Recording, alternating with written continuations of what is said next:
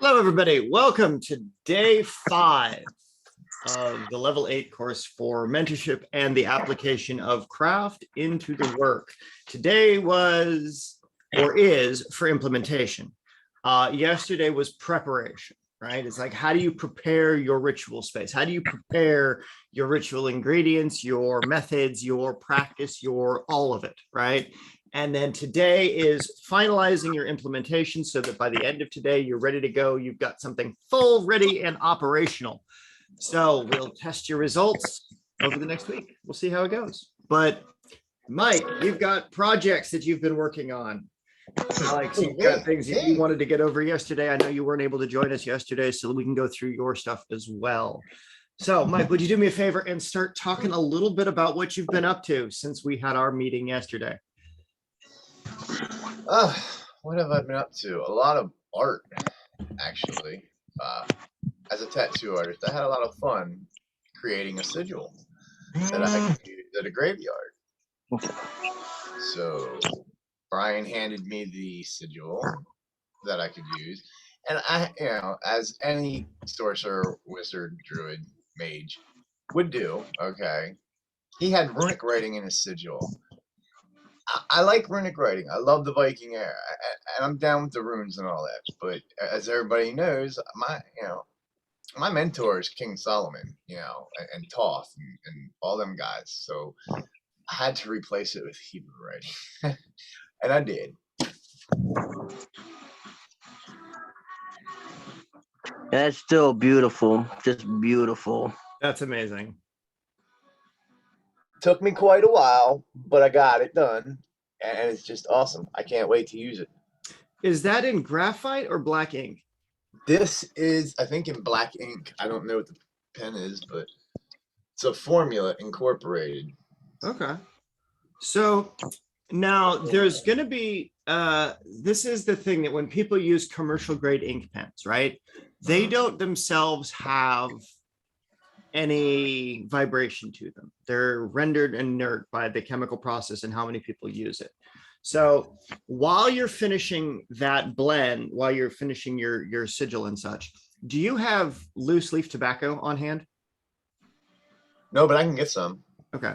If you get some, mix it with water, let it sit for a little while. You can heat it up. Basically, you make a tobacco tea out of it, and you take a paintbrush and then you paint over it.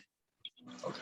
Because tobacco is Saturn. It's an offering. It's a calling to the spirits. Gotcha. So you enact by preparation of that tablet, that talisman, right? Right. You make it aligned to Saturn, and you give it the means by which an offering can come forth by adding those ingredients to it. Okay, cool. So that is a fast, down and dirty way to make commercial grade material useful. Awesome. So your implementation becomes that much faster, that much easier. So the next time you get out there to the store, the next time I draw this sigil up, it's going to be on a piece of board, and it's going to be shellacked and ready to go, where I can just take it with me and throw it on a graveyard or a grave and be like, look, we on some shit. Oh, that's gonna be beautiful. We gonna raise some stuff. You people gonna see some. Don't get scared. It's gonna happen. That's fantastic. But yeah, until you get it though, like you can cultivate the cardboard by adding some liquefied tobacco to it. You can also, do you have any other plants of Saturn in your house? Right, like right offhand. I don't know. What I gotta look to see what all is associated with Saturn. Like ground ivy. Shit, I'll get the book. Your book should be there soon. Like. Yeah, I just haven't made it down to the mailbox. After my excursion the other day to find some medicine, I haven't went nowhere. Understandable. One tends to get stuck when one finds that sort of thing, right? Yeah, well, I found it, and I hurt so bad, I just haven't moved since then. Even taking that's why I wasn't on last night, man. My neck, my shoulders, just right here. Oh God, that's. Anytime I moved or turned my head, it was just like instant pain. Yep. I mean, I hurt so bad. I usually take 1.5 grams of the red polykratom, right? Mm-hmm. And it hurts so bad. I'm up to like 1.8 grams just to get the pain to go away. That's how much. Damn. I mean, that's still a minute amount. The regular amount for a normal person, you could do like 2 grams, no more than 4 grams a day. So, and I only use 1.5 grams every 12 hours, so it's like once a What day. happens if you use more than 4 grams? You won't die. You'll just get sick. Like you have a bad hangover, you'll start puking. It'll just puke it right back at you. You won't die, but it'll make you very sick. You'll puke and feel like shit. Like you went out drinking that last night and drank way too much. Yeah. Okay. That's So fucking brutal. for any parents watching, if your kids get into shit they're not supposed to and they eat it, just give them like 5 grams, you'll be good. That's what I was telling somebody on Facebook earlier. They were saying about kratom. I don't remember who it was, or maybe it was on YouTube. Oh, it was YouTube. It's education, and I'm like, look, I just went through a 10-year opioid deal, dude. Like, and it was kratom that got me off that 10-year opioid use. It was from an accident, and I died twice trying to get off. Kratom is not bad. Once you know the plant, which is Mitragynous bacosia, and it comes from Indonesia, it's been used for over 3,000 years. Like the plant will not kill you. Now, note if you abuse it just like any other substance, it's gonna hurt you. It's gonna make you sick. Oh yeah. Common sense, but it won't kill you. Nobody's ever died from it. Just like cannabis, nobody's ever died from it. It will make you sick if you use too much, just like any other chemical. I managed to meet one person who was allergic to cannabis. I don't know which way I'm pointing, but yeah, so is my wife. She can eat small, minute amounts of it, and she's fine. But if she inhales any kind of secondhand smoke or the smoke itself, Just blow it up. Oh no, she gets sicker than a dog, like almost. Oh shit. Yeah. The guy I met, his throat would close up if he smoked it or did anything with it. Yeah. And then that's the thing. It's not for some people. Some people, they need something else. That's understandable. That's why I don't believe in this hypoallergenic shit, because I'm allergic to aloe vera. Right. My daughter's allergic to pepper.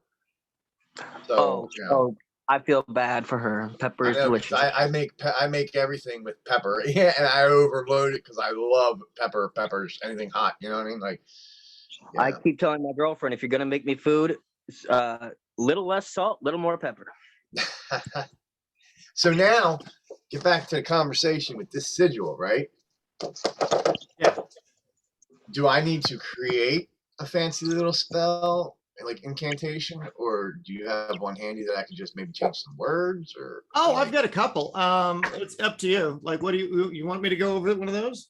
I just want a basic raise the dead, any dead spell, so that I can get it on camera, so that I can show folks that you can walk into these graveyards, you can use magic, you can invoke the dead, and they're not gonna come out and be like, you invoked me, I'm gonna kill you. You know what I mean? They're gonna be like, let's change your wording. We're gonna evoke the dead because we're calling it outside your body. Invoking them would be to call it through you as possession. You got it. Yeah, evoke. Yeah. Gotcha. Let's see. We're not summoning. Do you want non-living humans, non-human spirits? Any entity that has passed that's in the graveyard. I don't want to bring anything demonic on the first shot that people are going to be like, you know what I mean? Like, yeah, we're never right. doing that. You don't want to scare the people. Right, Okay. right. At least not yet. I'm trying to get. I want to get the people to be like, hey, that's especially like in the ghost hunter community, like, hey, that was pretty cool, and there was no violence involved. You know what I mean? Like, I could go in there. Like, I'm used to sitting there and things moving. You know what I mean? Like, them kind of people would be like, okay, now, so let's go get the candles and the sigil and the tarot cards, and let's try this in an old abandoned hotel or a big prison that was shut down for violence. Like, Yeah. Bring it on. Let me go there. All right, Mike, you got a pen? I do.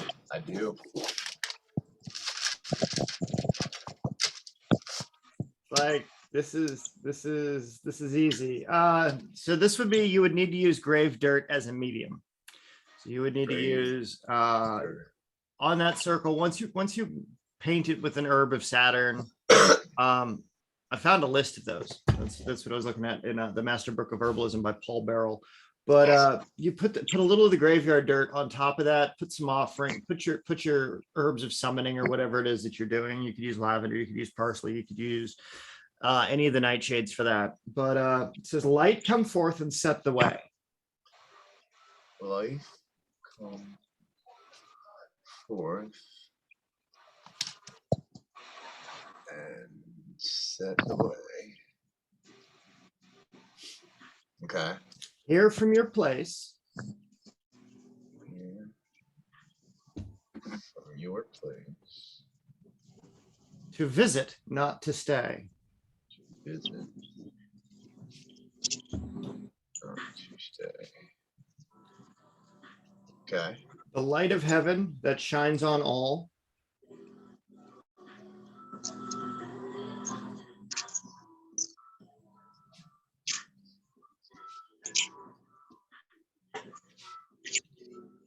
Okay. Do not ignore. Come swiftly to the call.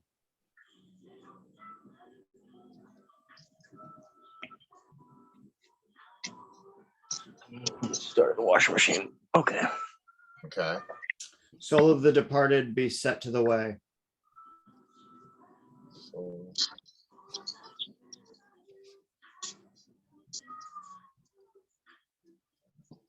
Soul of the departed Be set to the way.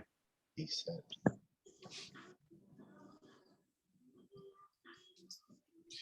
the way. Okay. From your flesh and final rest.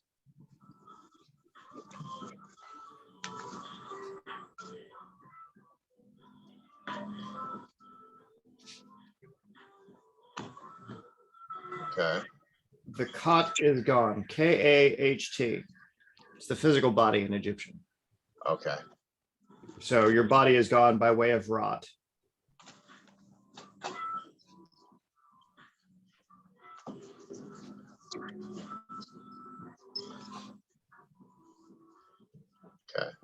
Okay. Be drawn here.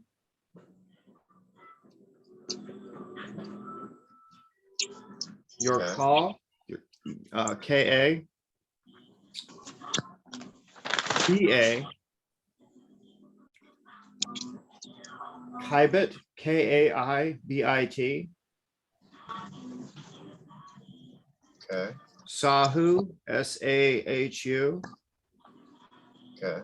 Ab, A-B, Okay. and Ren, R-E-N. R-E-N. Be called to earth by your name again.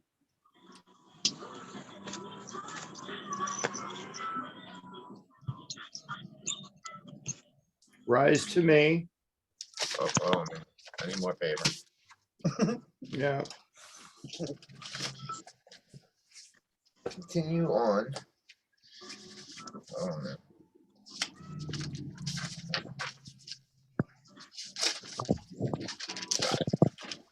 Alright. I left off at be called to earth. By your name again.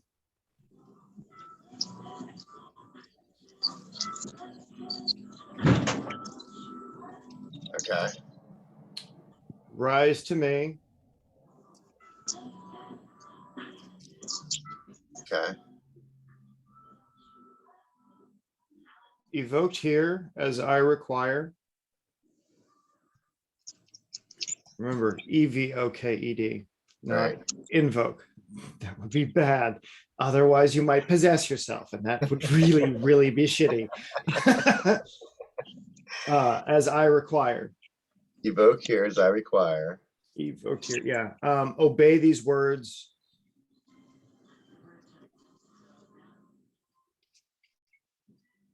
Okay. Summoned here. Okay. By my desire. Okay.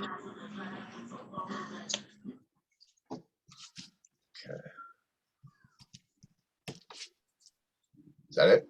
That's it. All right. Awesome. And then,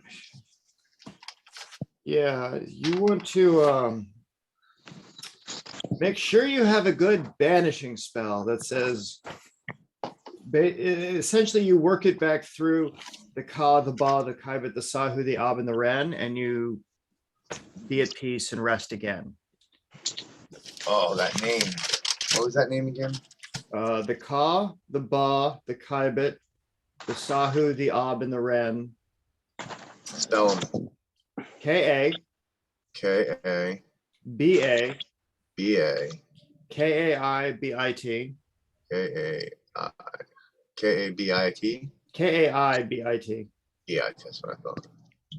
S-A-H-U, S-A-H-U, A-B, A-B. ren, R-E-N. Okay. Be at peace and rest again. All right. So it picks up there. And that's how you send it back. Yeah, Simple enough. it really is. Summoning them is a lot harder than waking them up is harder than sending them away. Pretty much opening the door is the most hardest part than closing it. Once open, you can close it. Right. Unless, of course, you're like doing something stupid and mince up words, and then, yeah. Yeah. All right, so you just say Kai Ba Kaibate Sahu Abren, be at peace and rest again. Yep. And then you would give them their name. Like if you're using a specific entity and an individual, you would send it off by that. Now there is a, where in the fuck did I put it? Why am I always losing my papers, Mike? Because I do it all the time too. It's something we do. Right. I'm always losing my phone, so I feel that. You know, See, I'm just getting used to this whole phone thing. So losing the phone's not a thing to me because usually it's either on my desk or my nightstand. yeah. I don't carry. I've never been one to carry a phone around with. I'm old school. Like call me on the regular telephone. You know, like hello, yeah, okay, and click. Holy cow! I haven't seen one of those since I was a child. I told you I'm old school, man. Like I don't. Look, I've managed to lose like 2 phones in the last like year or so. One of them, I was at work and I used to work demolition. I managed to drop it in a trailer and could not find it under all the debris. Oh wow! Kiss that phone goodbye. Oh yeah, the second one, I nearly got ran off the road. I was riding a moped, car pulled out in front of me, not paying attention. I went off the road. Well, there went my phone. That's not good. Not So when them things are so expensive now. yeah, fuck. Yeah. Alrighty. So let's go over the summoning and the names real quick. Okay. So if you're going to be doing summonings and naming, this is from the Techniques of Greco-Egyptian Magic by Dr. Stephen Skinner. So according to Brashear, the nomina magica were absent from the earlier Greek papyri in the centuries BCE and first started to appear only in the 1st century of the Christian era. The nomina magica resolve into several types. The names, spirits, demons, angels, or gods that may be either Greek or Egyptian in origin, like the daemon Erebeth Pakarbai. It's as Pareka states, the celestial and infernal hierarchies have been part of the traditional sources of potency for ritual practitioners from the very beginning of the Western magical traditions. The names of angels or demons were seen as inherently powerful in themselves, right? And the reason is because the names are literal letters of power. Like to know the name is to be able to know and identify that aspect of power because you're channeling only those things which are named and nothing else gets formed through that name. So right. Words ending in L, IEL, IM, or OF implying the definite Hebrew origin. These were then transliterated, for example, Sabaoth in the Latin and Greek name of Shebath, you know, from the Hebrew god name. It's the Ayin, Bet, Aleph, Bev, and TH. So it's strings of Greek vowels which rely upon the associations built up between each vowel, its angle, or its angel, musical note, planet, god, goddess, etc., tell exactly how these vowels should be pronounced or sung. The doctrine of the Greek vowels, which relies on musical harmonics and other measures familiar to ancient Greek philosophers, proves these particular nomina magica are of Greek origin. So when you're calling on those things, there's also something called the Ephesia Grammatica, or the Ephesia Grammata. Okay, the first word. So here's another one. This you should actually probably write on a piece of paper, Mike. First word is ASKIOS. ASKIOS. This is old Greek magic. These are the names that were inscribed on statuary in order to install them with life. Okay. So how would that be pronounced? Like what? Afkios? Askios, yeah. Askios. Means unshaded. Unshaded. So, but the exact spelling produces a more cogent result, such as Askion means empty threat, such as you might use to bind a spirit. So you're Askion.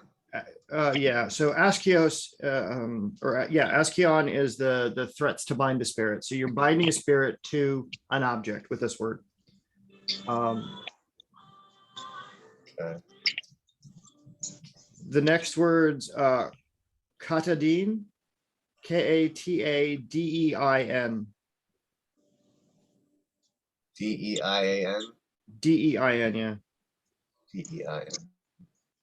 So basically you're saying that which is in shadow or the unshaded to bind up or to tie down. So you're tying something to an object. So you carve that word, you're binding a spirit to that object. Okay. The next word is, let's see, that's Caskia, means empty threats used to bind down the first name. Then it gives a name. Lix, LIX, Tetrax, TETRAX, which is the name of the fourth demon cataloged in the Testament of Solomon. Lix Tetrax. Okay. And then there is DAM, NAM, ENEUS. DAM, MENEUS. Damnemius. Damnemius. Yeah, it's identified as a goddess, specifically the goddess of the fourth hour in the Greek magical papyri. So Damnemius, yeah. And Asios is the auspicious or opportune. So that is a conjuration in Greek as an example. It says, I threaten and bind down Lix Tetraxis by the power of the auspicious goddess Damnemius. I spell auspicious.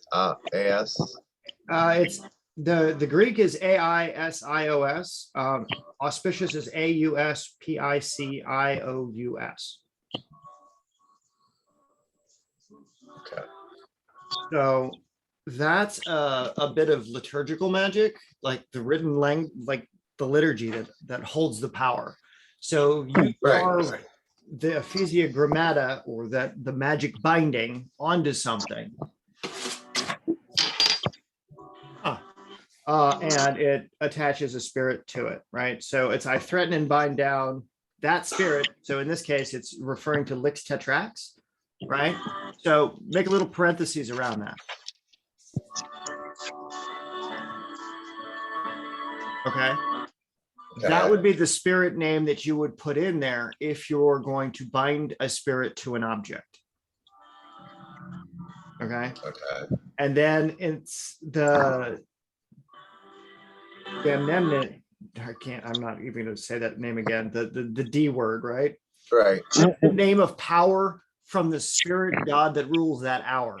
So instead of using that, you can use one of the planetary hours that we've talked about before, where you have the hour of the day and the astrological force. So by the planet Jupiter in its station of Scorpio, right? Okay. I bind this spirit to this object because you're calling upon the same principle. You're just not naming it as a specific entity. That cuts down the need for worship, and it actually provides a longer term set of power. But it fixes it in that hour, so you get that virtue. Bind this spirit to this. Basically it says I threaten and bind down this spirit by the auspicious goddess. But in this case, you're not calling on a goddess. Right. It would be by the auspicious planets and the astrological force. Right. Okay. So that's how you would translate that over into making it English. So this also goes in, the named entity can be used to coerce the lesser entity as it is of a higher rank, such as the name of an archdemon may coerce a lesser demon, or the name of God can be used to coerce a daemon, or the name of a specific thwarting angel, right? So you use the God to thwart the demon's negative malevolence and compel it into service. The name of a famous magician or exorcist who in the past has effectively commanded the spirits, such as Solomon or Jesus, or in this context, not necessarily Jewish or Christian derivation, but simply utilizing the name of a famous magician to terrify the spirit. So in Taoist magic, they use Confucius, they use Lao Tzu, or they like Lord Josh, he uses Zhuge or Kong Ming is the basically the Chinese Merlin. It's really cool. A more Egyptian approach to this appears in the identification of a magician with such an ancient worthy or god, like the claim, I am, Pharaoh Osinophorus, right? It's like they are declaring that they are the god form in order to command and compel. Like we talked about yesterday, where you have to assume the role of the god form in order to compel these things as that god form, right? So you can either use the god in order to bind. Right. So you embody the God, and by your power as the embodied God, have the authority to bind that spirit directly. So you don't need to call upon an external entity such as its higher or lesser demon form, or you don't need to use something like Jesus or Solomon or, Lao Tzu or anybody like that. Right. But going into that third Egyptian approach requires you to go through the rites to connect to the God form within yourself. Like, that's a ritual magic. That is a very specific process that they're talking about that the West doesn't really get access to very often. So calling it up like a friend is important. Calling it up like the different ways that you speak to these things. Let's see, where is my big green book? Where's my big green book? Ah, there it is. So when you find in your grimoire traditions and such, right? You've got the different ways you speak to these things. So do you know Crowley's big blue book, The Liber Abba? I've heard of it. I don't know it. I've heard of it. It's like 4 inches thick. It's like $100. In the back of it, it's got several different ways to speak to entities and such, right? So first is a imprecation. It would be, you would speak to the thing as a slave would to its lord. Right? Second is an oath. It would be as a vassal to his liege. Third is a memorial, as a child would to its parent. So if you're speaking in memorial to something, it's you're speaking as a child to their parent. If you're speaking in orison, it would be as a priest unto his god, right? A colloquy, as a brother to his brother. Okay. Right? A conjuration, as a friend with his friend. So when you speak your conjurations, it's you're talking to a friend. It's like, hey, you who are this, I call you forth. You're not being a dick about it. You're not doing it as a priest to his god, right? Right. And you're not doing it as a madrigal, which is as a lover would to his mistress, right? So like if you need to coerce the spirits, like, do you want to whisper sweet nothings to the spirits? Like, you can whisper sweet nothings to that and you can get a different result. So those are some things that Crowley has that are ways to speak your evocations and your ways to speak your different type of interactions. So that way, as you go through those things, you have the ability to interact with them in such a way that it allows for that to be possible. Okay. And hopefully you don't piss it off. Because unlike that effect, it's dangerous to piss off the spirits, because these things aren't just living in the back of your mind like Jung's archetypes. You've got Jungian archetypes are the aspect of yourself that'll connect you to those forces. But when you're dealing with these things, they're intelligences that exist in a separate place than our own, and they're not human, and they don't give a piss about people. So you have to treat them in a certain way. You have to treat them with respect. You have to treat them with they're not human. They might only be in a psychic vibration state when you are connecting to them psychically, because you've created the ritual space that allows you to do so. It's like placing an interdimensional phone call between a different star and a different galaxy. You can still connect your thoughts to it because time and space don't matter at the quantum level, right? They are divine beings. I just say divine as anything that exists not on this planet, right? So like how I did earlier when I called the ancient spirits, I conjured them. I spoke to them as if we were one and the same. Right. That's good stuff. Which is odd because, I've just started doing that this year. That's good. 1 minute. Be right back. Yeah, no worries.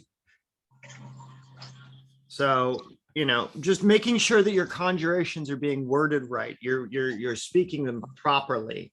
It's an important thing to realize when you are working with these kinds of things. And if you're compelled to speak a phrasing or a specific set of words a specific kind of way, then it's just be aware of what those things are. Be aware of how they're going to affect you and affect those that are around you.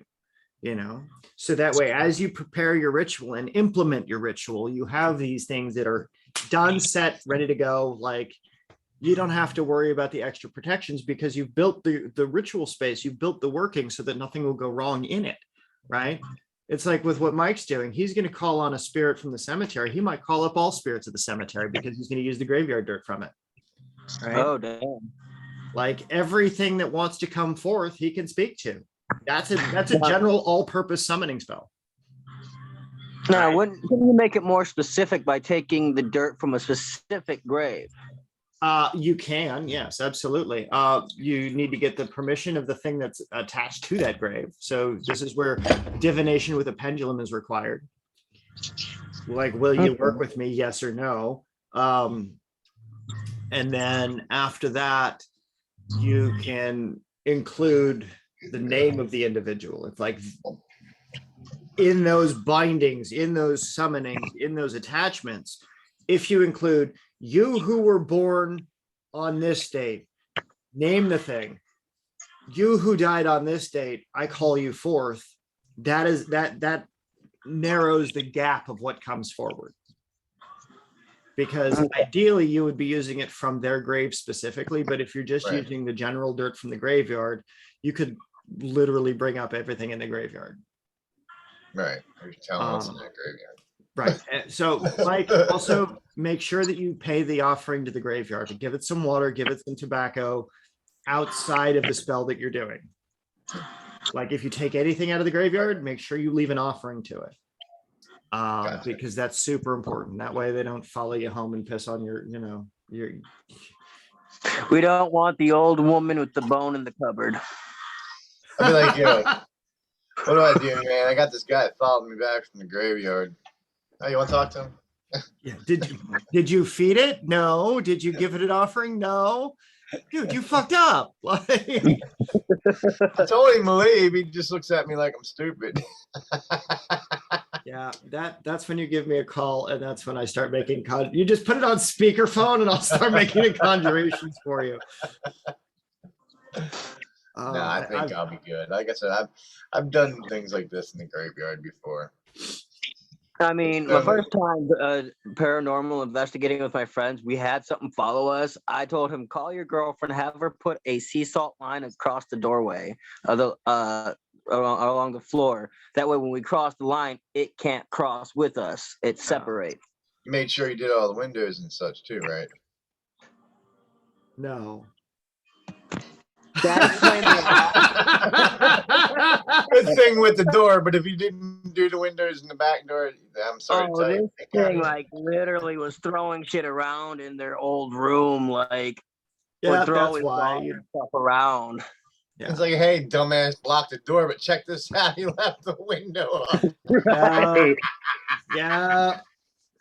Mike, that is an excellent safety tip. Wonderfully said, bro. Thank you. Oh man. But again, this is why you make up the barrier blends, right? You mix it with water or like holy water or rainwater or whatever with Some sort of blue herbs, water or something. and you paint the symbols on the window, you know, and you just, you know, I mean, granted, it's going to leave like a residue stain, but that's pretty much the point. So you've got the virtues of the herbs and the water in the shape that you need it to be. Right, So, right. You paint it on. Any practitioner should always have a little case available with protection spells, banishing spells, barrier spells, you know, little vials. You know. Yeah. Oh, you need something like this? Yep. Yes. Yep. Exactly. Inside here, I have sea salt. Good man. I have a pentacle. My cord, my knotted cord. I had, oh, I still have a little bit left. Some mint anointing oil. I have 3 acorn caps, some cinnamon, a snowflake obsidian, jade, amethyst, a white candle. I don't even know how you got in there, but you're pretty stoned. And my pendulum. That's perfect, man. That's my go everywhere kit. That's fantastic. Yep. Every practitioner should have one of those. Yep. Oh man. It's those traveling witch kits. Like you never know when you need something. It's like, yeah. Oh man. I carried them back in the ancient days. Oh yeah. Like That's what, you know, when you've seen the wizards in their robes, what do you think was in that little pouch on the side of their hip? Damn, that sucks. I gotta remake another one of those. Oh well. At least now you know what you have to update. We just had the full moon, so. Well, my astral gate kind of got fucked up, so this is out of Raven Germasi's book. I love it. Yeah, well, I loved it at one point too, till the oil leaked out and spread the ink everywhere. You know, I mean, I got a couple of seals and stuff that are like that too. And it's like, well, it's a good thing that those weren't really active. That was just for like shit hits the fan. Now it's just everywhere. You just hold that thing. Yeah, no. You know what I'd like to do with this? What's You know that? what I'd like? You know what I'd like to do with this? Get it tattooed. Oh, maybe that too, but No, don't. like I was Not saying, that one. get it put on That one. get it put on a piece of like oak board, like a a round piece of oak board, like a piece of tree cut in it, Yeah. Get it shellacked, but before you shellac it, wood burn it. Wood burn the sigil into the piece of oak. That way, That would be what I would recommend. And then you could stain it with whatever you need to. And then dragon's while you're blood not- resin would be fun. while you're not using it, you can just hang it up on the walls of picture frame until you need it. That's right. That's right. Serves 2 purposes. You know, I've got the pro word burning kit. I could probably do that. I wish I still had all my like woodworking tools. That would be very awesome. I That would fucking be something, dude. That would be something we could maybe sell in the witch school at one time. Oh, I would love it. I mean, as soon as I get the physical location, I'm getting all my woodworking supplies again. Like I'm I still gotta waiting for my leave. confirmation email for that. What was that? I'm still waiting for my confirmation from the gray school. Yeah. Yeah, Good stuff, man. At least the email because I registered. I haven't got my confirmation email for that yet. I haven't registered with them yet.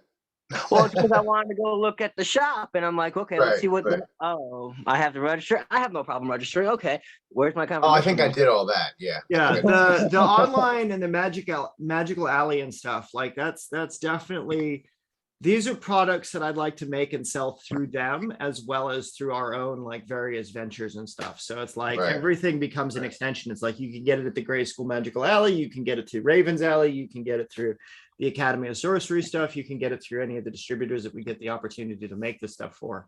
And that way people like, you know, Mike, you don't want to leave the house one day, you got a bunch of wood, we'll send you like the blanks, and then that's what you do is you draft it out, and then somebody send it to somebody else and they burn it in, and then somebody else do the resins, and you know, we build it a mail order assembly line, but that way everybody gets to do a different element of the practice, you Definitely. know, and it all benefits for the community, and it benefits for the people that make it, or you know, you just send portions of the profit out to everybody, and you know, shit like that. So Like, that's why I was saying I want to get with you and get you put on that website of ours, make it Spread Paranormal and the Workable Witchery Workshop. yeah, because I very much think that by getting into these practices, by getting people used to these images, these sigils, it's just as important as like the sigil in the MF. Like this is one of the ones that I use, Right. and so I'll put Oh, I like it. yeah, this is made out of mahogany when it's laser etched. Yep. The sigillum de MF, which is the Enochian magic, but like I've oiled this thing with with summoning spell blends and things like that, and it's like, well, it's like, lives on a shelf until I need it. and that's, I would hang it up honestly because it's awesome. I don't want to put any other That's holes just in it though. That's just me, though. I mean, it's like art that's on wood should be hung for, you know, Oh, whether they know what yeah. it is or not. You know what I mean? But even in the UFO, the ufology community I'm in, you know, people are experimenting with witch boards, and they're trying to bring forth things. You know, like this one guy I watched, Bruce Sees All. You know, he's into using the witch board, and you know, bringing things, like he sees things all the time. I don't doubt that he does, but he's Now, very. what exactly is a witch board? Huh? What exactly is a witch board? That's new. This is a witch board. Oh, okay. So You lay it down, and then you use your pendulum. It just See, reminds you of your directions and stuff. I Right. liked Buckland's idea of connecting with the pendulum and letting it tell you what yes and no was. So I really just I do that. Yeah. It feels more personal, you know. It's like, okay, well, I'm new to the whole. no one else can read what it is that they want it. I want to know. Right. I'm new to the whole witch board thing. I usually used Ouija boards up till I met my wife, and she was like, "Hey, witch board," and it's like, I would love a Ouija board. So I'll show you a copy of the one, Mike. I'll send it to you, and I'll do a screen share, so that way Alex can take a look at it. But this is one that I drew and used for summoning spirits. Holy cow! "Oh, right, look at all this." No, I mean more just like page flip. Holy cow! Like I want to look like that. I made this one myself. Like, yeah, this was a mighty project. Like that's something you'd be like, let me just unfold this map out of this book. You know? That is exactly correct. That is exactly It'd what be like a this Harry was. Potter book that comes flying off the shelf, and it's like, I solemnly swear I'm up to no good. right. Exactly. All right, and so here is the image. So we're gonna open up this. So here's a version of a witch board that I've used quite a lot, and I'll redraw this accordingly. So Nice. Okay, nice. so I've got the hexagrams of the I Ching. I've got what's marked as yes, what's marked as no, what's marked as maybe, and uncertain. Got it. Right? But the up and down and the left and the right is the death date. The northwest, northeast, southeast, and southwest are the birth date of the individual. And so you put their name in the outer circle here, and then it says Evocandas Mors Porta is I call you forth from the gates of death. Oh, okay. Okay. And it looks like what you got, planetary symbols for the top, the gates there. Those are the terrestrial elemental symbols. So earth, air, fire, water. Gotcha. And then it's got the postnatal hexagrams of the I Ching as the 8 points around it, and then the symbols that I used for the 8 sources of creation. The prenatal forms of it, because so postnatal creation is that which came in the void before the worlds are that we now think about it as like the Kali Yugas. Okay, gotcha. The before formation of the universe is now, and then it's got the ones that are now stabilizing the center circle, which is both the union of the male and female symbol. Okay. And it was the 15th century that made it an arrow. But before that, it was, instead of the symbol of Venus, where it's the circle with the line down with the cross, it used to be the circle with the line up and the cross for the men. So unifying the male and the female, it doesn't matter what the spirit is, but through the gate it comes forth. And then that would be nice put on a piece of oak board, and that way. Right, but this one is very specific to each specific individual spirit that you summon, because it has a life date and it has a death date included in the talisman itself. Oh yeah, you would only have to place the name in it, right? Couldn't you make it to where all you had to do is lay the name on the board for that certain person? Yeah. I mean, I guess if you would write the name on paper, if you were going to burn it and just lay it right there across where the name says it, where it says or name. Even put it in the middle in a cauldron. Well, the idea is that with this, it's the carryover with the same ingredients. So the name, the symbol of summoning, all of those things are associated and bound to the same surface, the same plane. So you're getting a place of interaction. Okay. If you use just like the wooden symbol behind it, you would have to use an ink or a liquid medium, but that would absorb into the wood and the wood would remember. And so therefore it would become a once-off. Right. So using this is going to be a lot like you're using that that cardboard piece. And once you paint it with the condenser, it'll be no good. Right. Gotcha. So these ones are pains in the ass. So like this is if I know I have to go and do an exorcism somewhere and I want to interact with the entity, this is the symbol that I'll use because I'll make it custom to that location.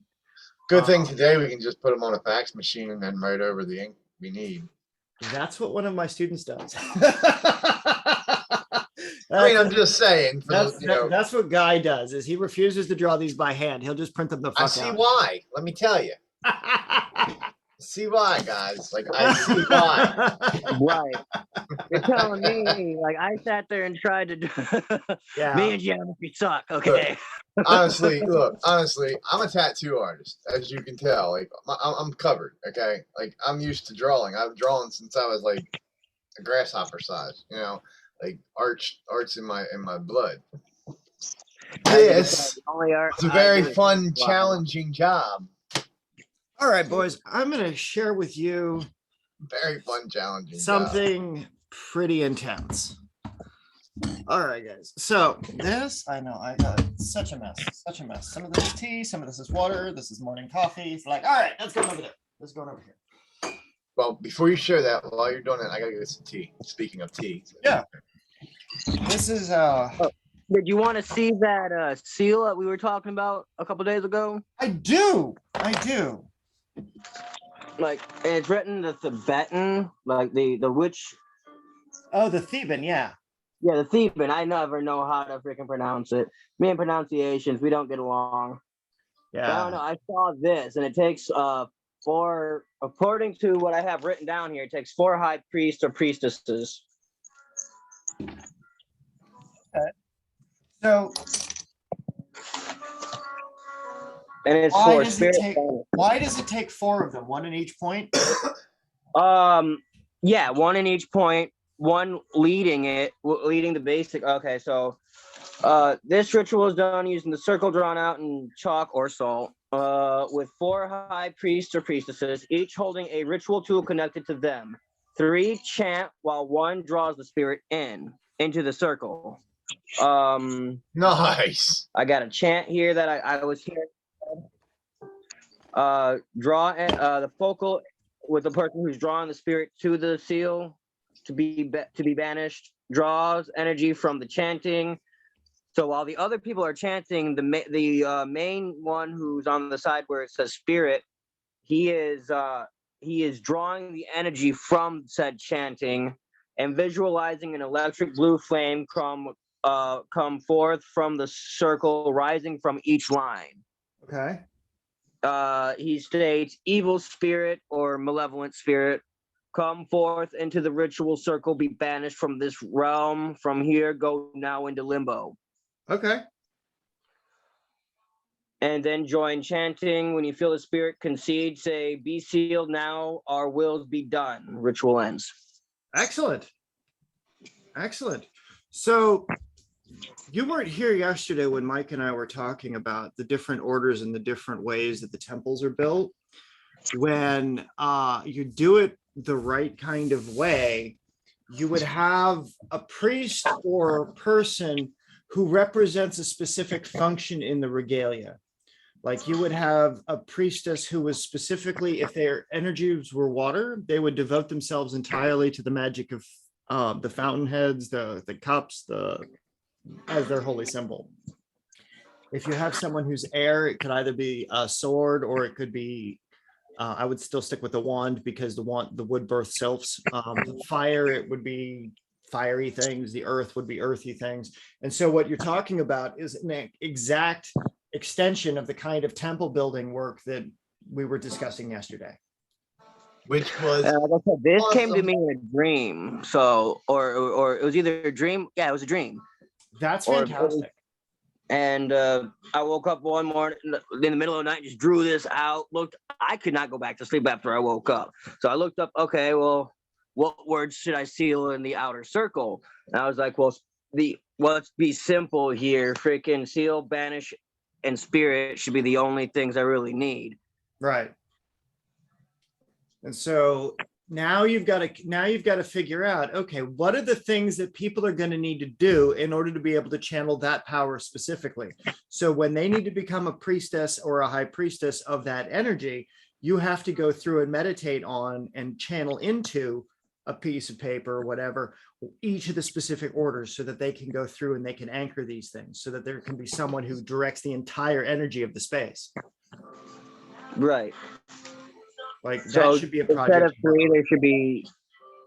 Well, yeah, because I have 3 here because one. Well, actually, no. I think. Oh, here I have it written as 4 in the diagram. In my information, I have. Oh wait, no. Here it is 4. Yep, 4. So each for one element, but one draws the spirit. Or should I have 5? I think 5. Well, yeah, one should be your medium that draws the spirit and unites the energies. It's like there's a really obscure little spell that I've got in one of my books that I can't actually use yet because I don't have enough people to do it in one place. And so it runs the same principle, right?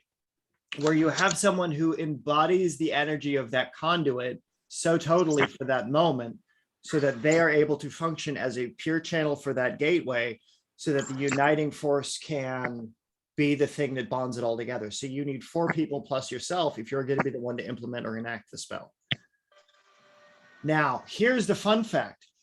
If you can figure out a way to make a spirit anchor, right, you can create a bottle, and you can, in that spirit bottle, you put something that will anchor spirits. You put the elemental arrangements, the ingredients associated with the mineral, the herb, the metal, all of those things. And that way you've got something that can anchor that energy so that all you have to do is place it in those positions and you call on the spirit that you attach to those objects. And you don't need other living people. You can use the intangibles to conjure up and you can be the intermediary. Okay. So that's one way that you can bypass the need to having living people engaged in your work. This right here was meant to be put in the grimoire for the coven. Like this is like a complete like this is what I don't know how to explain it. Like I felt like this was like special in some ways. So I wrote it down. I just never went back to it till like we started talking about it the other day. That's fantastic, man. It's an excellent bit of work. It really is. Like that's that is a beautiful piece of sorcery. Now you just have to figure out how are you going to get train people up to be qualified to use it. Exactly. And that's why it comes into the developing of a temple, the developing of your order, the developing of your tradition, the developing of the levels in your tradition, is because the more that you can work them through those stages, the more they become qualified to be able to use the kind of power that's required for those kinds of things, and to do so in a way that doesn't corrupt the effect of the thing you're trying to do. Right. Because yeah, otherwise it gets really kind of difficult.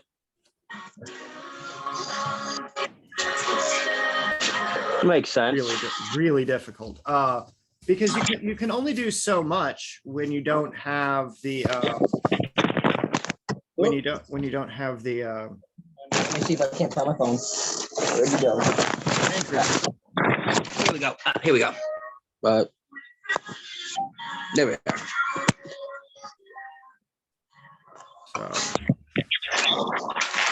So, I mean, like, you've got to figure out a way. What's going to make it so that you can use that spell? Right. You know, what are the things that are going to go into making that thing viable? Because it sounds absolutely perfect. Like, if you've got all the ingredients that you know what's going to go into it, that really I don't know what ingredients. I really don't. I wasn't given like herbs or anything. It was just this. Like the pure chanting and the energy that comes off of that chant was supposed to draw and banish it, like without anything else. And I'm still like stumped on that. Like I don't understand it. I just wrote it down. Right. That's great. Yeah, stuff like that. Like when you do certain kinds of magic, when you get better at dealing with the body energy and the chi that flows from you and through your body, and the prana that becomes formed, and then when the chi has intention, it becomes spells, it becomes magic, it becomes formed. And so the better you can control that within yourself and within the things you're working with, the more tangible those symbols and such become. Okay. So it really does become like drawing those sigils in the air. Like, I don't know how to better explain it than that's the imprint, like a fingerprint of that magic. Right. So it's definitely intense. It really is. Really well done, man. Thank you. Yeah, like that sounds fun. Like, it sounds really fun. Let's see. You guys never need a book this big. Right? This thing has just become just a fucking pain in the ass. What, is that one of those ones you created? No, this is one I bought on Amazon. It's like, oh, it's enormous. It's almost 3 feet wide. It's freaking huge. It's awesome. Yeah. You literally just bought it because it's like, ooh, I want something big to take up space. And now I don't have a bookshelf that I can store it on, and I don't, like, it takes an entire table to write in it. Like, this thing. But the different gates that you can use, the different pathways between your diagrams and your glyphs matter, right? Okay. The placement of them, the application of them, it changes the way that things go. And so, Alex, here you go. Here is an example of some of the stuff that you can incorporate too. So, like this one, if we can get the image centered. Oops, I broke it. What did I do? There we go. There's that one, and we saw that one. There's this one. So like that one, okay? That's for the planets and the elements of each planet. Okay. The hexagrams here, the 6 lines, these are the hexagrams of the Earth. You've got the postnatal flow around, and then you've got every planet with its talisman of its earth, air, fire, and water for that planet on that space. Okay. And then the space in between, it's all linked together with the gold and the copper and all that shit. Right. And then you've got things like this, which are for the summoning of spirits from Gehenna, or one of the Egyptian or the Hebrew hells. So if you're going to summon up a Dybbuk spirit, so one of those things that's been banished from creation, purifying it off, this is a gateway that you can use because it creates an overlay between the flow from the west into the east, or into the north, into the east, into the south, back into the west. Like, it creates movement within the space. So depending on how you overlay stuff, create the vortex. exactly. So this one creates a vortex from Western energies, Western being the gates of the other world, where you summon those spirits of the dead from. This one here is a more complete version of that. The summoning orb. Oh, it's shiny. Yeah. Silver, gold, and copper. The silver is turned black almost now because it's been tarnished. But yeah. So that's an example of like what you can put into those places, and you can use it as a gate, summoning spell, banishing spell, depending on if you're going to be using higher energies. So instead of, whereas this one deals with summoning up the dead from the other world, this one uses stuff coming down from heaven into the earth. Okay. And Lord Josh would get a kick out of this because that would be the Lamat symbol, which is in every culture. The thing in the center. So that's just that. Those are some examples of summoning spells that you can use that I would eventually like to get people practicing with, so that way we can refine the method, we can refine the image. So it's not just the pentagram, Right. because that only does so much. Right. I mean, the pentagram, I was told it stands for all 5 symbols of the but what the pentacle is, which is with the circle around it, regardless of which way it's facing, stands for a protection symbol and is connected to the earth. When there is a circle around a symbol in Egyptian culture, that was the symbol for the other world. So it's the other side.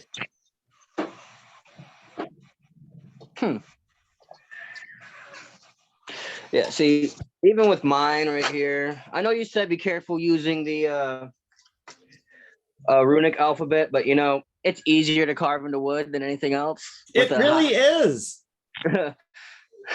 So that's what I have here. This is what I call my Omonic arc. So what do you got carved in? So you've got the elements of the earth, air, fire, and water carved into that? No, let me go get my other journal here real quick. Yeah.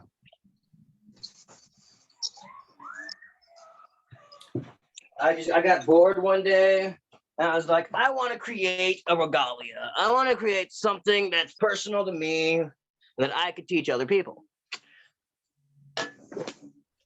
That I crafted myself, and I can be, I take pride in this. Good. Let me see here. That is extremely wonderful, man. Here we go. The Omonic arc.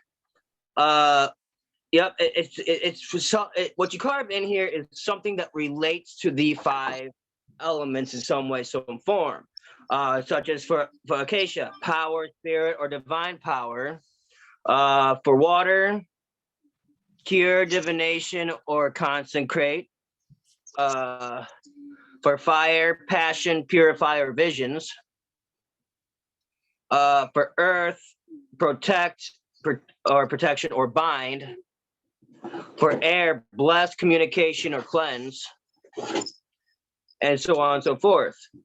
For me, I have spirit, cure, visions, protect, and bless. Okay. I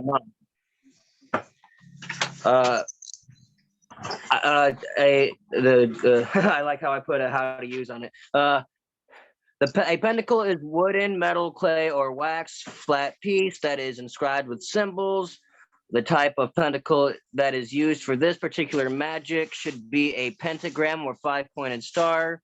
Using your bowline only after casting a circle, inscribe onto it one of the chosen powers of each elemental point. Okay. This type of pentacle is called the Omonic Arc. Okay. To consecrate, simply use your thumb to bless it with anointing oil. Its uses are healing, protection, divine power, blessing, purification, so on and so forth. It all depends on what is inscribed. Excellent. And so when you're using that, and you've got, what are your triggers for using that? Like, do you place it on a flat surface? Do you hold it forward? How do you project energy through it? How do you get the energy flowing from that into your target? Well, for visions, like I use this for my spiritual journeys. Like I use this when I found the four knights of the coven, the guardians of the coven. When I went to search for them, I would use vision, and I set it on the ground with this stone with the symbol of the third eye. Okay. And then I just sat in front of me. But for like protection, I would hold it in my hand or put that point facing up, of course. That way you know which one you're using. That's why I like the star. It showed that way the point, whatever you are trying to use, it's just universal. It spins. That's fantastic. I'm going to send you a copy of what I found studying Chinese magic. So, have you ever done the lesser banishing rite of the pentagram? I attempted it once, like just to go through the motions, Yeah. to get it down, and just trying it that one time, I felt something very, very weird, and it broke my focus, and it sent my whole alignment out of shift. I haven't tried it since. Yeah, it's a weird, but you understand, like, the different ways that you draw the pentagram will do different effects. Well, see, I didn't even get past touching my shoulder. Oh, okay. So you were like before that presence showed itself and broke my focus. Gotcha. You're not wrong. That's one of my least favorite spells.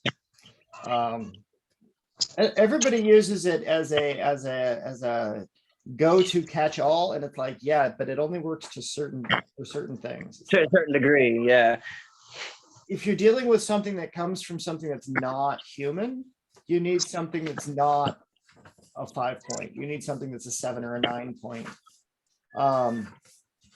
But there's this really cool way. I gotta figure out where I put it in here.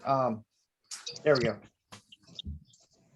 The way you draw it out, right? It's it determines how you can attach your energies to it. So Mike, I sent a copy of it to you. I'm going to forward a copy of it to you, Alex, so that way you have it. But it's some pentagram magic for you. So since that's a symbol that you work with regularly, here's some tips that you can use to go deeper with it. Okay. So as each point represents metal, fire, earth, or wood, if you go counterclockwise with it, so from metal to wood to fire to earth to water, then you're creating a counterclockwise spin. That will generate a positive yin flow up and out. If you're doing it counterclockwise, it'll draw energy in if you're doing clockwise. Pentagonal counterclockwise. So if you're going to do like fire, or let's do it this way. So metal to fire, fire to water, water to wood, wood to earth, metal to wood, earth to metal. Sorry. Chinese magic. Yeah, it goes in the reverse. That causes fear. It causes the negative things to be evoked forth out of it. If you're doing pentagonal clockwise, you can use it to destroy energy. So you can use metal to earth, earth to wood, wood to water, fire up to metal again. So you can do it down. So it's the evoking or the banishing pentagram. And the energies that you use for creation would be just your regular clockwise. So metal, water, earth, fire, wood. So depending on how you get that spin going, you can cause different effects. Right. So when you're working on your arc, you know, and you're creating with it, you can use this as a supplement for that. Okay. So this is just to help you like refine each of those points so you can see what happens when they work in different conjunctions with each other. And then the numbers that I've got next to these are the hexagram numbers. So if you need to look it up, hexagram number 12, hexagram number 59, hexagram 14, hexagram 46, and 53 for destructive purposes. For things that are generating the attachment in the emotional bond of like love or positive emotions, those are the ones listed next to those, et cetera, et cetera, et cetera. So that's just some help for you for those, you know, deeper ways that you can work with the pentagram. Like there's so many different things that you can do with that numerical arrangement, that the more you get in depth with it, the more you go into detail with it, the more shit you'll be able to do with it. It's so fantastic because there really is so many different things that you can do, especially if you're trying to get that ritual of 4 + 1, right? The 4 people channeling the energies around it with the individual directing the magic in the middle. In the center, yeah. So absolutely fantastic, bro. Like, great job, man. Great job. So implementation. What are we going to do for implementation, guys? What is going to be your next level of implementation? I'm struggling to remember what that word is right now. How are you going to do the things we talked about this week? What's your next step that you're going to do? Implement, meaning bring to. Yes. Okay. Probably work on a mixture herb for summoning the spirit. That way it helps. Like, even if I don't have the actual herbs to make it, I at least want to figure out what herbs I could possibly use. Excellent. Good stuff, man. And really, really simple, common stuff that you should be able to have on hand would be like rosemary, lavender. You could use bay leaves. You could use tobacco if you've got tobacco. Well, I definitely smoke cigarettes, so perfect.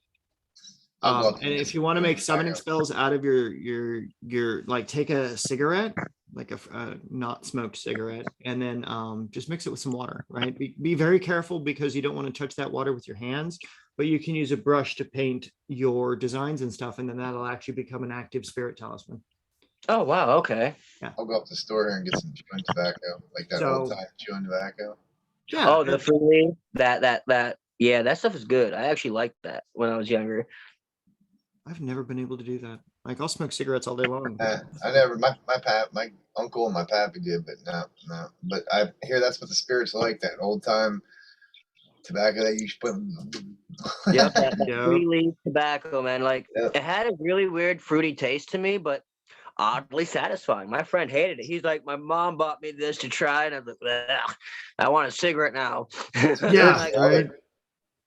Spirits love it. You know, it was like, what was it? The old school snuff where you actually snort the tobacco. My friend had some of that, and he's like, here, do you want to try this? I'm like, last time I put something up my nose was to kill the pain. I'm good. Yeah. I was really, you know, here's one of those, it was a stupid kid moment, but I used to snort pixie sticks so I could spit in the rainbow colors.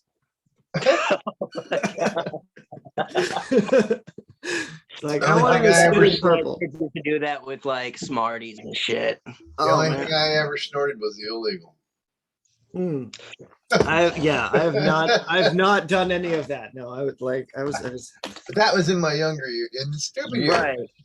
Right. So for the children that are watching this, that are between the ages of 13, don't do it.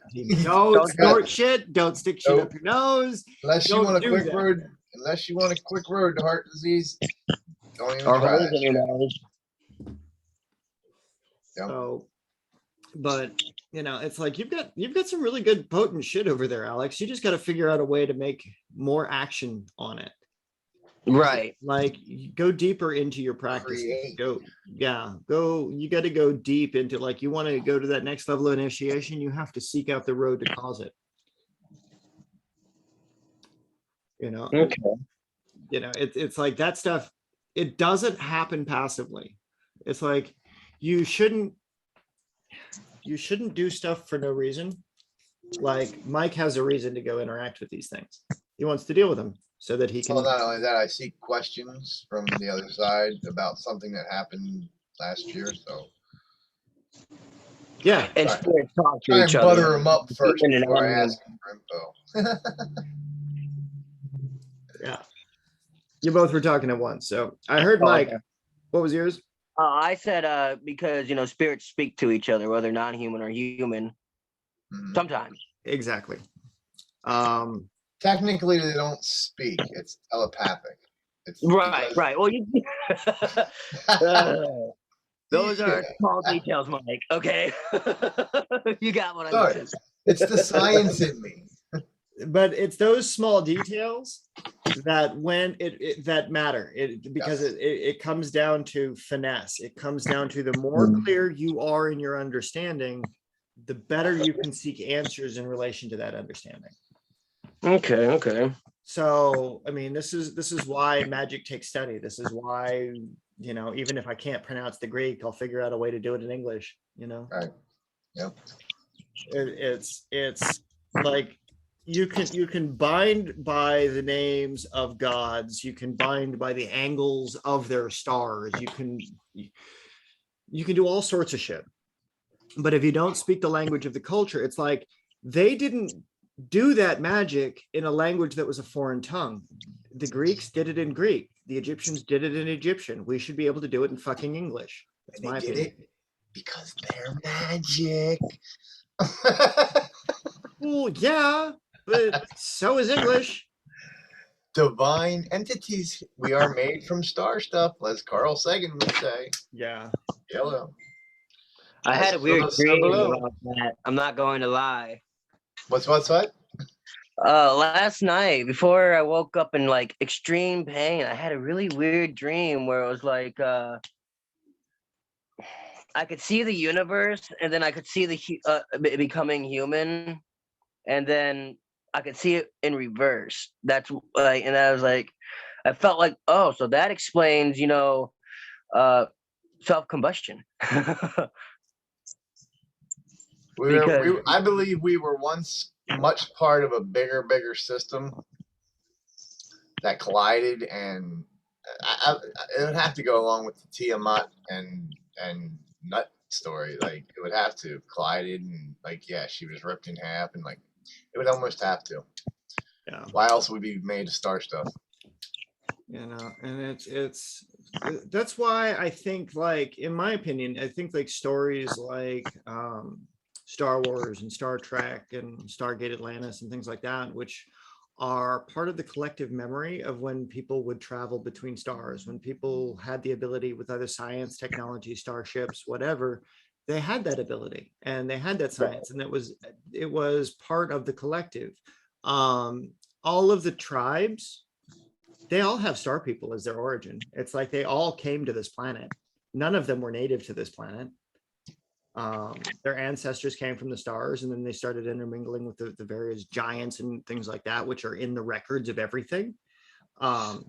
It's basically humans came and took over the planet, is as far as I've been able to determine with the history books and things like that. And it's like, okay, so humanity itself is the conquerors of Earth, because this isn't a planet where we originally, like, we need knives, forks, indoor plumbing, we can create the environment accordingly. It's like, yeah, absolutely, there is an intelligence there that the base levels of the things on this planet didn't originally have.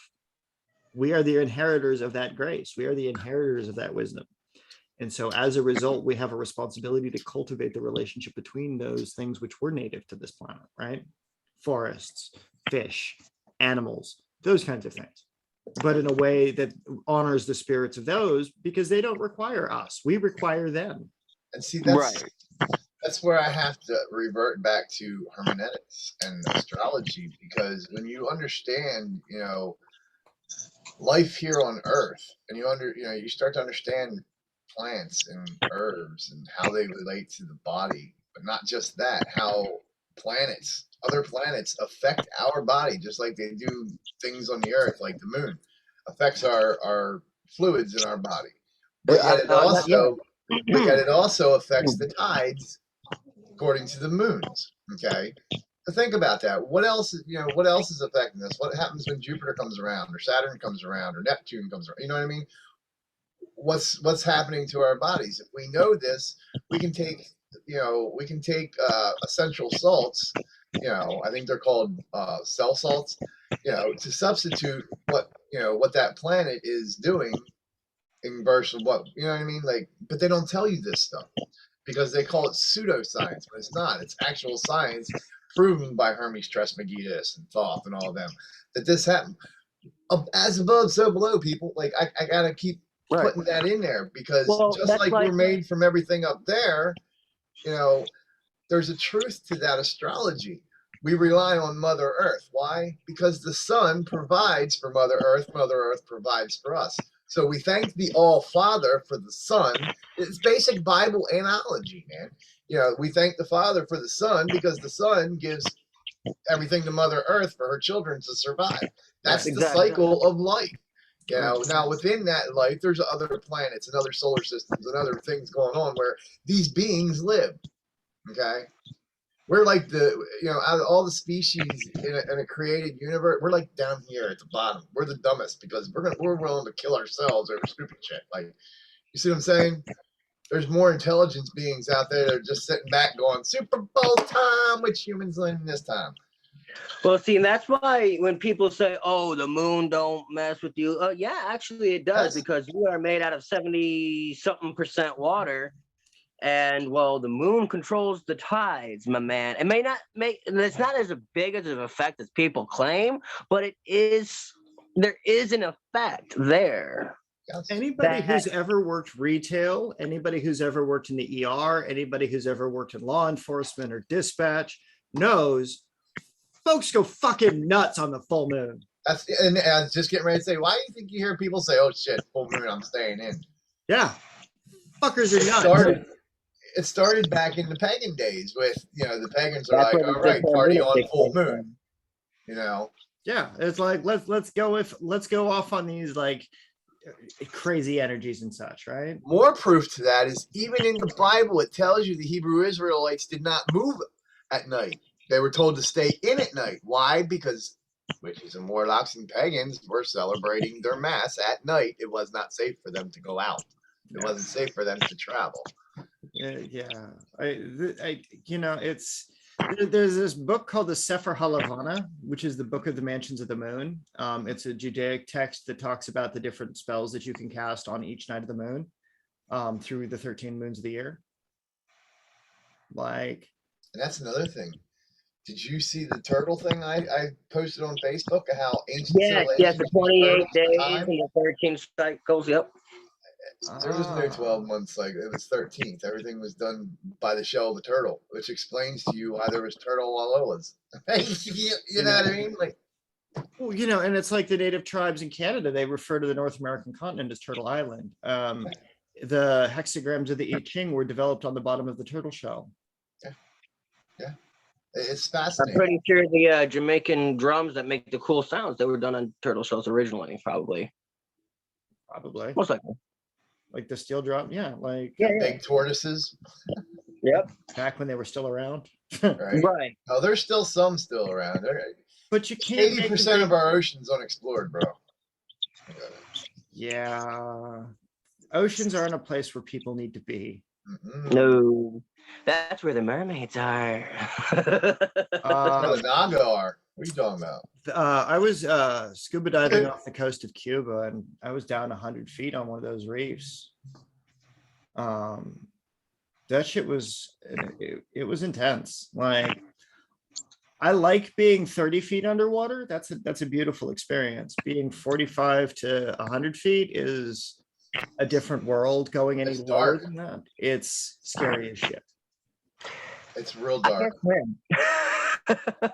People don't need to go in the water. They don't need to be down there. Like, there is no reason that land breathing animals should be down underneath that ocean. That's their space. Let them be, you know. Right. I've seen this documentary where they were tracking whales, and whales would often dive deep down into these big, gullies and trenches.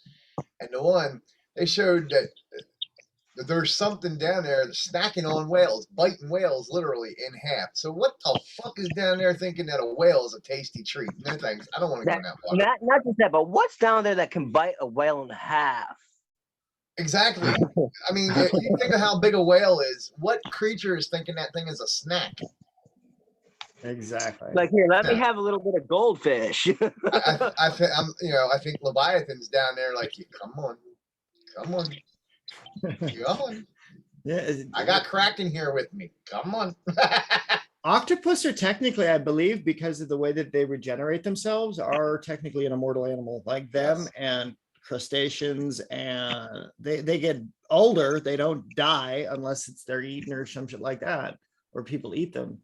But like they can just keep growing. Like they don't What do you have a think the specific. story behind octopuses? Octopus eat. Yeah, and like jellyfish don't die. Like they just No. keep regenerating. Yep. Like And there's some mean things, man. Get stung by their tentacles. Oh my I god. have been. I don't like them. I kind of want to do it just to see the pain. And again, it's all the reason to stay out of the sea. Yeah. Right. Like that way I know how it feels. That way, in my opinion, the people who made the pain index, like for the insects, they had the right idea. All right. They ended up quitting because they put themselves through too much, but spaced out over time, I can see the need for it. I was off the coast of North Carolina, just outside, I believe it was Myrtle Beach. And I got hit by a jellyfish across the top of both thighs. One tentacle just dragged across, and it just lit up on fire, raised red welts. I bet. Fucking horrible. Does peeing on it really work, or is that a myth? No. No, you've got the urea. You'll get an infection. Yeah, it's you've got to stop the toxin that's on the skin. See, So vinegar, if I remember correctly, white when vinegar. you urinate, when it comes out, it's only good for 30 seconds. So once you pee on yourself, what is that doing after 30 seconds but turning into waste, which is ultimately going to infect it? Right.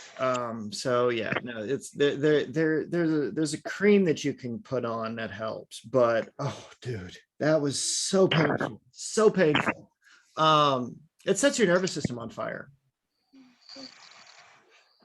Like it's not people shouldn't be in the ocean. My firm belief, people should not be in the ocean. Yeah. Stay out of the ocean. Stay out of the ocean. We don't belong there. No, we barely belong in the forests and on this planet, let alone in like. I don't know about that. I belong in the forest. I love the forest, day or night. Like I'm just surrounded by trees, man. Places like the Amazon, where there's like shit that eats you and bugs that'll kill you, and like there are just some places people should not be. Well, this goes back to what you said, where we did come from planet to planet and we came here. No wonder why everything's trying to fucking kill us. We don't belong. Right. See, that's not the idea. That's the wrong idea. Though we are here in the circle of life, we are the highest of the circle of life. There's something that's going to eat us if we travel into the sea. You see what I'm saying? Right. But outside of that, we have dominion just like Adam did over all the dominion over everything, even some fish of the sea. Well, but, like we are to kill it, we can eat it. We are to coexist. We don't, like I tell people, I don't think we're to eat meat because we don't have sharp teeth that they're not meant for ripping. They're meant for gnawing and chewing. Right. Otherwise, we would have vampire teeth or shark teeth, something that's. Wow, no, some of us are born with very sharp teeth because according to science, we're supposed to be omnivores, both meat and plant. Why do you think Mother Earth sustains us? It's a vegetarian system. Yeah. That's why things that are good for you like garlic and cilantro and oregano and basil and cannabis and kratom and all these things, they come from plant life or they're grown in the dirt that you pull up and eat. Like that's what we're to eat. Okay, I don't think we're to kill another animal and eat it, or another human. You wouldn't kill another human, right? So why would you kill an animal? It's still You, it's, it's you still asked an the wrong act of. person that question. I don't think we are. Like I think I we're to find something edible that grows before we're to kill an animal. Yeah, there's a balance to the way that life and the life expression is, because it's like, so if you die, right, and then your spirit transmigrates into that of the deer, right, and then the deer gets eaten by the bear or whatever, you become part of the cycle of the bear, and you work your way up through the orders of life. But at least that would be the shamanic way of progression. Right. So if you've got an animal that's specifically bred for harvest and slaughter, it's not part of the natural cycle of life. It's an intentional like slaughtering. This is an intentional like food source. It doesn't carry the same soul. It doesn't have the same vital energies that it would if it had to learn to survive on its own, if it lived in the wild, if it would. The difference between wild game and farm-raised game is insane. Like, you can taste the difference in the energy of the meat. You can taste the difference of the will of the animal that you're consuming, because you incorporate that will into your own. And so again, I mean, it becomes, this is why a lot of the ancient sects of Asia are vegetarian. They don't eat the meat because they don't need to consume the soul of another living thing. They consume the non-living energies. Right. Still a vital living energy. It's just it doesn't require sacrifice and death. I can't go without steak or bacon, man. Oh, trust me, I'm a beef eater. I love beef, but I still have to hold true to the. I don't think we're to eat animals. I really, Right. I think mean, you can survive off of the milk of the cow. You can survive off the egg. Right, but those are You can secondary survive off the productions. thing. I mean, look, you got corn, you got fucking watermelon, you got cabbage, you got broccoli, you got all these things that grow naturally. Even hemp, you can eat hemp. You can, I mean, you can do a lot more with hemp, but hemp you can use. You can put that in your cakes. Back then that's what they had, flour, and they made cakes and breads and stuff. You know what I mean? That's what they survived on. It wasn't fucking, hey, go kill that deer over there or that fucking cow. I mean, I'm sure they were, but I still don't say it's right. I don't think it's right. So it gets into a further discussion of what's the spirituality behind the food we consume, and then not only that, it's a life. Yeah. Regardless of whether it's a plant, regardless of whether it's an insect or a dog or a cow or a human, it's still life. Right. And it still needs reverence and it still needs honor. And this is why it goes back to you feed the earth every season. Right. The seasons change, you figure out a way to feed the earth. The honoring and the cycles of that energy progression, what you take from the earth and you don't give back, it breaks the cycle, and that gets people out of rhythm, and being pagan is part of being part of the rhythm. So you have to figure out a way to include that and purify through that. And so this is why certain cultures, specifically when you're dealing with spirits and the intangible things, when you summon them, they go through periods of purification where they abstain from sex with women. They abstain from women on their period because they don't want, like, it's that they abstain from alcohol, they abstain from meat, they abstain from anything that could cause them physical or spiritual harm during the period of association with that spirit or the God force, so that they become in alignment with those things. So, psychically channeling things from another galaxy or another planet or wherever they are that exist in the solar system, right? You're bringing those intelligences down into yourself. You have to behave as they would behave if they were here. And if you don't, you get screwed. Right.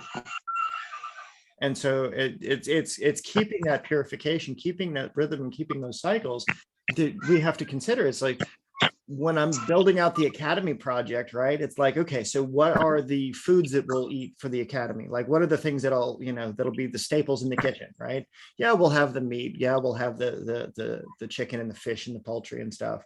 But that's not, I mean, that's just like restaurant service. But for ritual purposes, for spiritual food, like stuff that you're serving the spirits, it's like it's simple food. It's white rice or jasmine rice or like a wheat rice, or like a brown rice or something like that. One thing I like that Buckland put in his book was the fasting and the white and only eating white rice before the day before fasting for the spell, Right. which would happen the next day or night, whatever. Yeah. That I did like. I mean, I'm a hungry motherfucker, so that don't work with me. But it would take a lot more discipline for me to, and more work for me. But you know, I like the idea of it. Here's a fun fact. Fun fact. When you channel the gates, okay, when you get into gate conjuring magic, there's a thing that happens because it's channeling the physical energy through your body, right? If you don't fast, there will be food in your system. When that energy releases, you will shit yourself. It's hilarious. I've seen it happen.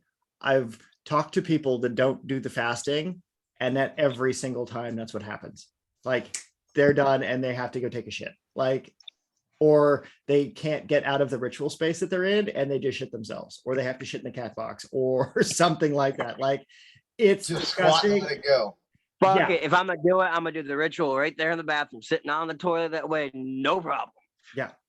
But that's a thing that's part of, because it's the body energy, because you're raising so much energy and you're creating a release, it's going to come out. Where it's going to come out, not in your control. Precisely. So just be aware that, like a bullet in a gun, when it gets discharged, there is a casing that comes out.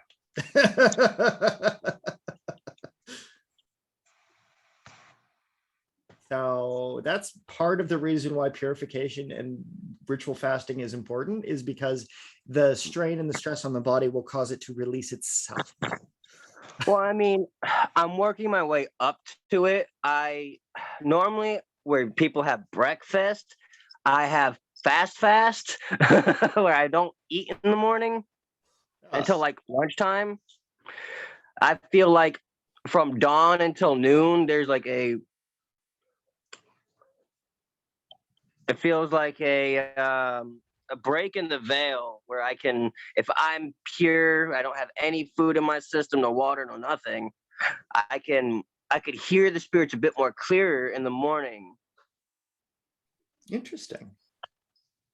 That's fascinating. I always like stuff like that. Like, it's the division between the day and the night and the energies of those things. Is like, in the morning, I can feel like when the sun rises or when it sets, it's like it's this entire shift of my energy presence. So it's like, I totally get it, man. Like, you wake up in the morning and it's just, I can't eat. I feel gross if I eat. And, you know, so I'll wait till the afternoon, and then that's it. And just like, but, you know, maintaining a proper balance between what you're putting into your body, how the energy is processing with your body, the magic that you're doing, etc. Like, if you're going to be doing a lot of visceral shit, like war magic or protection spells or stuff that's dealing with actual spirits, then yes, consuming meat allows you to take on a secondary spirit for temporary periods of time, so you have that extra oomph to go with it. Plant matter, it's not quite so robust. So if you're doing divination work, plants are better for that day. But, you know, it's like, if I'm going to be doing gate magic, I don't eat, not for the day. You know, nothing that day. It's like, until right. It makes me kind of think of, what did I do to piss off somebody that I'm now can't digest wheat, rye, or barley? Yeah. That is some interesting shit. It's like, I get really violently ill if I try to eat anything pork. Like, I just can't do it. I can't eat pork either. No bacon, no nothing pork. Like, it's bad. So I get you with those food sensitivities, because the system, like, it's your stomach and your body, it's all an energy system. Like, you've got neurological cells in all your organs as well as in your brain. right? So it allows them to self-regulate. So when you're talking about bringing things into alignment, you're literally bringing your neurological cells and all your organs to function and to be in proper alignment and order, so that they're channeling the same energies in the same mind that you're doing consciously.